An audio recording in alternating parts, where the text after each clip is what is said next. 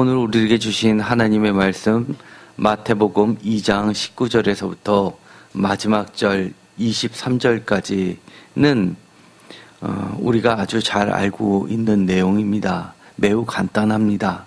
그렇지만 그 담겨진 그 의미는 매우 깊습니다. 우리가 지난주에도 언급한 바가 있지만 헤롯이 죽은 후에 주의 사자가 애굽에서 요셉에게 꿈으로 나타나서 다시금 이스라엘 땅으로 가라라고 지시를 합니다. 요셉은 하나님 앞에 철저히 순종하는 사람, 의로운 사람, 또한 듣다, 따르다, 순종하다, 믿다, 의지하다는 사실 다 같은 의미라고 말씀드린 바와 같이 이 하나님의 말씀을 들었던 요셉은 그야말로 순종했고 결국 자신의 믿음을 표현하고 있습니다. 그래서 그 이스라엘 땅으로 가라라고 하는 그 분부대로 그는 일어나서 아기와 예수 그리스도 그의 어머니를 데리고 이스라엘 땅으로 들어갔다라고 21절에 되어 있습니다. 그럼에도 불구하고 그에게는 순종의 길이었지만 하나님의 인도하심을 믿었지만 여전히 두려움이 있었습니다. 지난주에는 제가 이 아켈라오스, 성경에는 22절에 아켈라오라고 되어 있는 헤롯의 아들의 이야기가 나와 있습니다. 또한 그의 아버지 헤롯 대왕은 이미 우리가 살펴본 것처럼 2살 이하의 어린 아이들을 죽이는 사건을 통해서 그의 잔인성이 드러납니다. 사실 이 헤롯 왕은 매우 잔인했던 왕으로 유명했습니다. 우리가 역사가 그 당시에 예수님 시대에 기록물이 거의 남아있지 않지만 요세푸스라는 인물에 의해서 그 기록물이 남아있게 됩니다. 그것에 보면 헤롯 대왕의 잔인성이 나와 있는데 어느 정도로 잔인했냐 하면 헤롯 대왕은 이두메 출신이었기 때문에 이방인이었음에도 불구하고 그가 유대인의 땅을 다스리기 위해서 이 유대인의 명문가 그리고 많은 사람의 지지를 받는 이 가문과 결혼을 합니다. 그런데 그것으로 인해서 많은 지지를 얻고 나서 그 다음에 또 유대인의 절대적 지지를 받았던 건축 사업, 바로 이 성전 개축을 하는 사업을 진행합니다. 그리고 나서는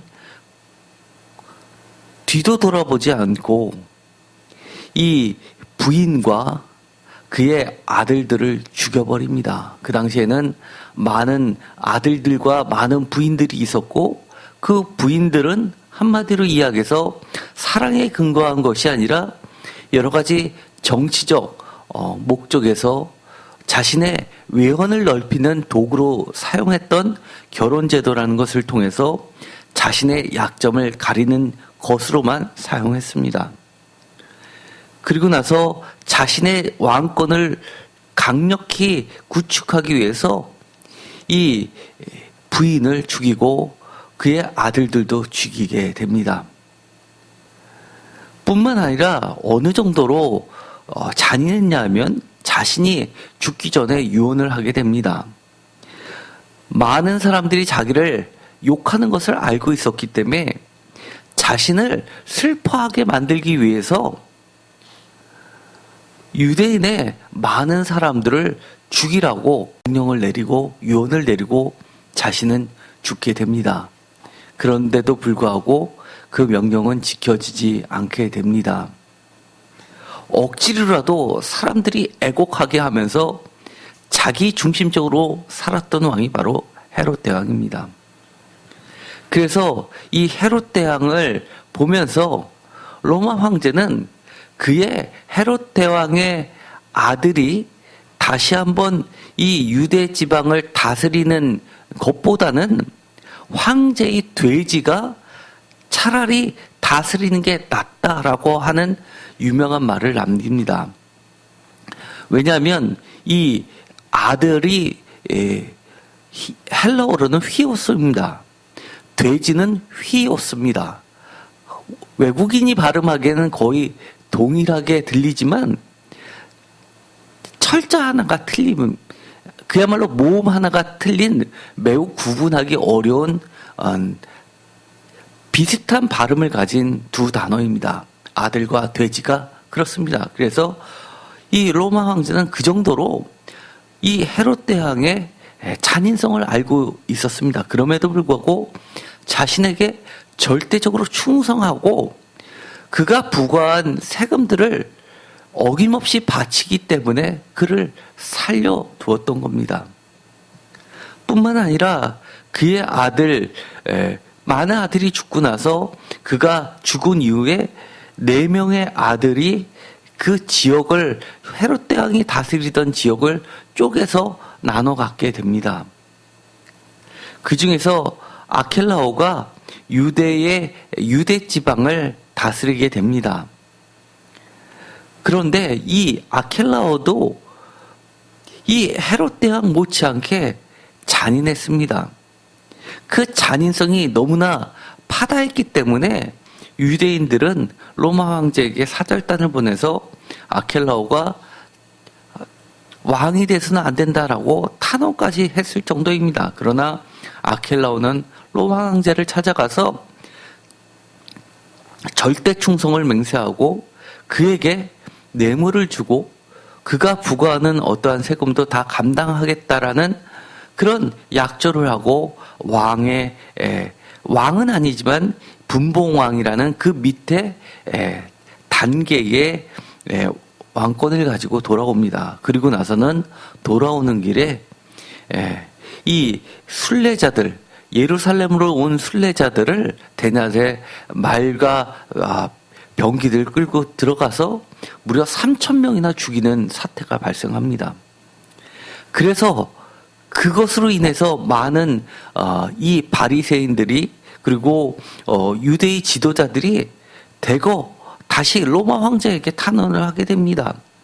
그것이 문제가 돼서 AD 6년에 아켈라오는 폐위가 되고 맙니다. 그래서 가오리난 지방으로 추방당하게 되고 그때부터 로마는 이 유대 지역을 직할시로 바꾸게 됩니다. 그래서 예수 그리스도가 이 처형을 당할 때는 이 헤롯 대왕의 아들에 의해서 처형을 받는 것이 아니라 이 총독에 의해서 재판을 받는 그리고 처형을 받게 되는 일이 벌어지는 배경이 되는 겁니다.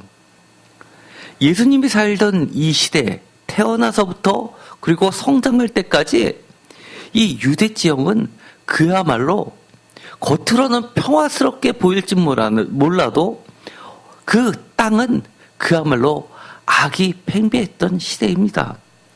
죽음의 땅이라고 해도 과언이 아닐 정도입니다. 어둠의 땅이었습니다. 그런데 그곳으로 다시금 돌아가라 라고 이야기합니다. 얼마나 무서웠겠습니까? 그러자 하나님께서는 다시 꿈에 지시하십니다. 갈릴리 지방으로 떠나서 나사렛이라는 동네에 가서 지내게 합니다. 그래서 이 나사렛이라는 동네에 가서 살게 되니까 이 이후에 나사렛 예수라는 이름을 받게 됩니다. 그것도 이곳에서는 이렇게 이야기합니다. 이는 선지자로 하신 말씀에 나사렛 사람이라 칭하리라 하심을 이루려 하십니다. 라고 이야기합니다. 여기서도 마찬가지로 마태복음 2장과 3장에 대거 집중적으로 나타나는 하나님의 말씀을 이루는 성취 문구가 나오게 됩니다. 이 나사렛이라는 이 마을은 두 가지 견해가 있습니다. 하나는 이사야서에서 나오는 가지라는 다윗의 가지라는 넷제르에서 파생된 어느 단어로서 유대 다윗 가문 후손들이 이 유대를 회복하는 것을 목표로 해서 자신들이 후손이라고 여겨지는 칭함을 받던 많은 사람들이 대거 갈릴리 지역의 나사렛이라는 동네에 들어가 살면서 이 나사렛이라는 명칭이 생겨나게 됐다고들 이야기합니다. 또 하나는 이 사사기에도 삼손에게도 적용됐던 나실인이라는 데서 출발했다고 보는 견해가 있습니다. 왜냐하면 이 나사렛이라는 이 말의 어원으로 첫 번째 봤던 넷제르라는 이 말은 사실은 넷제르는 있지만 나사렛이라는 이 말은 구약 성경에 단 한 번도 나오고 있지 않기 때문입니다. 특별히 이는 선지자로 하신 말씀에 나사렛 사람이라 칭하리라 핫했다라는 구절이 우리들이 현재 갖고 있는 성경책에는 뚜렷하게 일치되는 곳이 없기 때문입니다. 그런데 이 나실인이라는 것은 한마디로 말해서 거룩하게 성별돼서 하나님 앞에 바쳐진 거룩한 사람들입니다. 한마디로 이야기하면 거룩한 자라는 이야기입니다. 특별히 마태복음에서는 하나님을 직접 지칭하기 불경스럽다고 생각해서 하나님 나라를 하늘나라라고 이야기하고 하나님의 아들을 거룩하신 이의 아들이라고 부르는 것으로 봐. 이 나실인에서 출발한 나사렛 사람이라는 것은 거룩하신 이의 아들, 후손이라는 그런 개념이 어울리기도 합니다. 어쨌든 간에 이 본문은 중요한 것은 하나님께서 하나님이 말씀하신 그 약속을 이루고 있다는 사실입니다. 이 구절에서 특별히 우리의 눈길을 끄는 이야기가 있습니다. 바로 20절입니다. 다 같이 읽겠습니다. 일어나 아기와 그의 어머니를 데리고 이스라엘 땅으로 가라. 아멘. 또 읽겠습니다. 21절입니다. 요셉이 일어나 아기와 그의 어머니를 데리고 이스라엘 땅으로 들어가니라 라고 돼서 두 번 반복되는 말씀이 있습니다. 바로 이스라엘이라는 칭호입니다. 이스라엘 땅. 사실 이스라엘 땅이라는 말, 이스라엘이라는 말 그 자체도 이 복음서에는 흔치 않은 말입니다. 거기다 이스라엘 땅이라고 하는 것은 바로 여기 두 군데에 나오는 말입니다. 이 화면을 보시면 이스라엘이라는 말이 마태복음에서는 이렇게 나와 있습니다. 마태복음 2장 6절에 내 백성 이스라엘의 목자가 되리라 할 때 나왔습니다. 그리고 20절과 21절에 나옵니다. 마태복음 19장 28절에는 이스라엘 12지파 할 때 이스라엘이 나옵니다. 그래서 예수님 자신을 인자라고 표현하고 영광의 보좌에 앉았을 때 나를 따르는 너희 제자들도 12보좌에 앉아서 이스라엘의 12지파를 심판한다 할 때 나오는 말입니다. 마태복음 8장 10절에서는 예수님께서 다른 곳에서 이방인 중에서 이스라엘 중 아무에게서 찾지 못한 그 믿음을 칭찬할 때 했던 말입니다.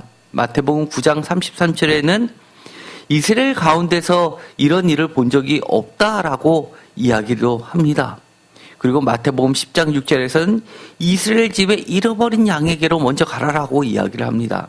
그리고 나서 23절에 이스라엘의 모든 동네를 다 다니지 못하여서 인자가 온다라고 약속을 해주십니다. 마태복음 15장 24절에도 아까 이야기했던 마태복음 10장 6절과 비슷한 말씀을 하십니다. 이스라엘 집에 잃어버린 양 외에 다른 데로 보내심을 받지 않았다라고 하면서 이 마태복음이 특별히 유대인의 복음서라고 하는 그런 이유를 제시해 줍니다. 그러면서 이 마지막에는 마태복음 27장에서는 예수님을 팔 때 은 30을 이스라엘 자손 중에서 가격 매긴 자의 가격곧 은 30을 가지고 예레미야에서 했던 말이 이루어졌다라고 마태복음 27장 9절에 이야기합니다. 그리고 나서는 십자가에 달린 예수를 조롱할 때 했던 말이 나오게 됩니다. 그가 이스라엘의 왕인데 남은 구원하였지만 스스로는 구원하지 못한다라고 하면서 십자가에 내려오라라고 비우는데 쓰여집니다. 그런 걸로 봐서는 이 이스라엘이란 말도 흔치 않지만 특별히 이스라엘 땅이란 말을 2번 바로 이곳에만 나오게 됩니다. 우리가 잘 알고 있는 십자가에 못 박혔을 때 명패는 이스라엘의 왕이 아니라 유대인의 왕입니다. 마가복음 12장 마가복음에 보면 이 마태복음보다 훨씬 작은 숫자가 나옵니다. 마가복음 12장 29절 그리고 마태복음 15장 32절에 나오게 되고 그리고 누가복음에는 이보다는 조금 많지만 그래도 많지 않습니다. 누가복음 1장에는 예수에게 적용됐던 것이 아니라 이것은 세례 요한에게 적용됐던 말입니다. 비로소 예수에게 적용됐던 말은 누가복음 2장에 가서 나오게 됩니다. 2장 25절 그리고 34절 32절 누가복음 4장 25절 27절 누가복음 7장 9절 누가복음 22장 30절과 누가복음 24장 21절에 나오게 됩니다. 그런데 누가복음 24장 21절에 보면 사람들이 기대하는 것이 있습니다. 바로 예수님이 부활하셨는데도 불구하고 여전히 그들은 예수님이 죽었다고 생각해서 이 이스라엘을 속량할 자라고 바랬는데 십자가에 달려 돌아가셨다라고 하면서 안타까워하는 모습이 나타나게 됩니다. 이처럼 이렇게 이스라엘이란 말은 그렇게 많이 나오는 단어가 아닙니다. 반면에 이 유대라는 말은 상당히 많이 나옵니다.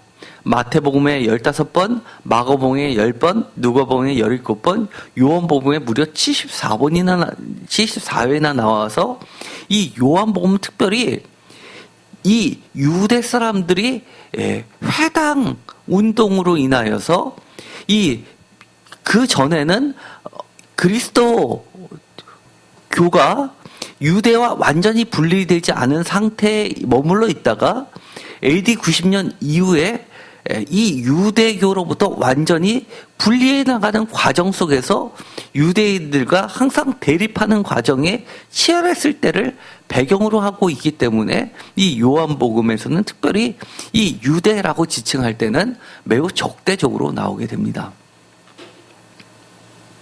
그러면 다시 본문으로 돌아가겠습니다. 이스라엘이라는 특별히 이 오늘의 본문에 나온 이스라엘의 땅이라는 게 어떤 의미였을까? 왜 그게 그렇게 중요할까를 생각해 볼 필요가 있습니다. 주님께서는 이처럼 이스라엘 땅에는 죽음과 겉으로는 평화지만 실질적으로는 죽음이 도사리고 있는 가짜 평화, 가짜 진리가 판치고 있는데도 불구하고 예수 그리스도를 굳이 안전한 땅에서 다 성장시킨 다음에 이스라엘 땅으로 가서 공적인 사역을 시작하게 하시지 않고 아주 아기 때부터 어릴 때부터 이스라엘로 돌아오게 하십니다. 왜냐하면 이 과정을 통해서 우리가 이미 살펴본 것처럼 하나님께서는 내 백성을 이 애굽에서부터 불렀다 함을 이루려 하신다라는 것에서 그 뜻을 드러내고 있습니다. 애굽에서 불러들여서 출애굽을 시켰던 하나님께서 애굽 못지않게 지금 애굽보다 더한 상태에 있는 이스라엘 땅에 구원자 예수 그리스도를 보내시면서 그들을 다시금 출애굽시키고 구속시키고 성량을 바라는 자들에게 참된 구원자가 되게 하시기 위해서 그들 땅으로 들어가게 하시는 겁니다. 아무리 어렵고 무섭고 그리고 죽음이 있다 하더라도 하나님의 구원 계획은 조금도 달라지지 않습니다. 그 가운데서 철저하게 하나님은 전보다 더 세밀하게 그를 보호해 주시고 인도해 주심을 볼 수 있습니다. 바로 그들을 회복시키시기 위해서, 그들을 구원시키시기 위해서 하나님의 신실하심이 드러나는 사건이 바로 이 오늘의 말씀입니다. 아무 힘도 없는 아기 예수를 통해서 모든 무기와 권력 앞에서 쓰러지지 않고 그들을 물리치시는 예수 그리스도를 보여주고 계십니다. 우리는 지금 어떤 땅에서 살고 있습니까? 겉으로는 평화가 있는 것 같습니다. 영원히 지속될 것만 같습니다. 그러나 자신의 이해관계 앞에서는 언제나 돌변해서 나를 죽일 수 있는 세상이 바로 이 세상입니다. 불완전한 세상입니다. 완전하지 않고 영원하지 않은 세상에 주님께서는 우리를 찾아와 주십니다. 그리고 이렇게 약속해 주십니다. 내가 이스라엘 땅으로 지금 들어간다.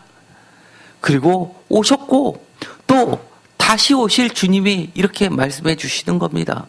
내가 다시 올 테니 너희들은 무서워하지 말라고 이야기합니다. 지금은 하나님의 뜻, 이스라엘을 회복하는 시간이라고 이야기를 해 주시는 겁니다. 우리가 하나님의 말씀을 온전히 쫓아든 요셉과 아기 예수처럼 우리도 주님의 말씀을 온전히 쫓을 때 지금 이 땅은 헤롯 땅과 그리고 아켈라오가 다스리는 땅과 다를 바 없지만 이스라엘 땅, 하나님이 약속하신 땅, 하나님의 백성이 사는 땅으로 회복시키시기 위해서 우리를 이 땅에 보내셨습니다.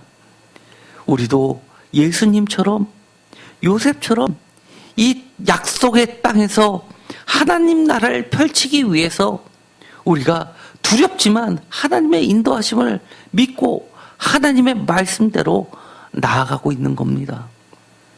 그렇기 때문에 우리는 이 땅에 하나님의 말씀을 이루는 자들입니다. 그리고 우리의 인생의 목적도 다른 것이 아니라 하나님의 말씀을 이루신 예수님처럼 예수님의 말씀을 이루는 것에 우리의 충분한 삶의 이유와 목적이 있는 것입니다. 사도행전에 보면 이렇게 이야기하십니다. 하늘로 올라가시는 것을 보면서 제자들이 이렇게 묻습니다. 주께서 이스라엘 나라를 회복하심이 이때입니까? 라고 묻습니다. 주님께서는 그것은 하나님의 영역으로 남겨주십니다. 그러나 사도행전 3장에 가면 베드로의 설교를 통해서 다시 한번 우리에게 이렇게 성경 말씀을 통해서 이야기해 주십니다. 주께서 너희를 위하여 예정하신 그리스도 곧 예수를 보내신다. 그때까지는 하늘이 그를 마땅히 받아준다. 즉 표준세 번역으로 이야기하면 마땅히 하늘에 계실 것입니다. 만물을 회복하실 때까지. 하나님은 분명히 모든 것을 완벽하게 회복하시러 다시 이 땅에 오실 것입니다. 마치 2000년 전에 예수님께서 다시 이스라엘 땅으로 들어오셨던 것처럼 다시 우리에게 오실 것입니다. 우리는 따라가기 무서울지도 모릅니다. 여러 가지 방해 요소들이 있을 수 있습니다. 그러나 하나님의 인도하심과 하나님의 약속을 굳게 붙잡으시기 바랍니다. 꿈을 붙잡았던 그들, 하나님의 말씀을 붙잡는 우리들과 다를 바가 없습니다. 우리에게는 꿈보다 더 명확한 하나님의 말씀 성경책이 우리 앞에 있습니다. 하나님의 말씀이 우리에게 빛이 되실 것입니다. 아무리 어렵고 힘들어도 주님이 우리와 함께 계심을 믿고 우리가 하나님의 나라를 이루고 회복하는 일에 더욱 열심을 내시길 바랍니다. 오늘 기도를 통해서 다시 한번 우리에게 주어진 이스라엘 땅들이 있습니다. 우리의 가정이 있고 우리의 자녀들이 있고 또 우리의 직장이 있고 우리의 사업장이 있고 아직도 그것은 헤롯이 또 아켈라오가 다스리는 영역이 남아 있을 수 있습니다. 우리의 자녀들도 나의 삶도 온전히 회복된 이스라엘이 되게끔 주님께서 이곳에 찾아와 주시고 임재해 주시고 함께 해 주심으로써 하나님의 말씀이 온전히 이루어지고 회복되는 역사가 있게 되기를 간절히 바라시면서 기도하시면서 나아가시기 바랍니다. 기도하고 마치겠습니다. 하나님 감사합니다. 이 땅은 언제든지 우리를 죽음으로 내몰 수 있는 땅입니다. 주님께서는 이스라엘 땅으로 다시 가라라는 하나님의 지시하심을 순종하셨습니다. 비록 두려움이 있었지만 주님께서는 하나님의 인도하심을 따라 하나님이 하셨던 그 많은 선지자를 통하신 그 약속을 이루시기 위해서 아무 무기도 갖고 있지 않은 채 오직 하나님만을 의지한 채 이스라엘 땅으로 들어오셨습니다. 우리의 삶 가운데 하나님, 예수 그리스도 성령님 들어와 주십시오. 우리를 구원시켜 주시옵시고 회복시켜 주시옵시고 성량시켜 주시옵소서. 우리도 주님처럼 우리에게 맡겨주신 이스라엘 땅들을 회복시키게 하여 주옵소서. 우리의 자녀들이 이스라엘 온전히 회복된 약속의 백성의 땅이 되게 하여 주시옵소서. 예수 그리스도의 이름으로 기도드렸습니다. 아멘.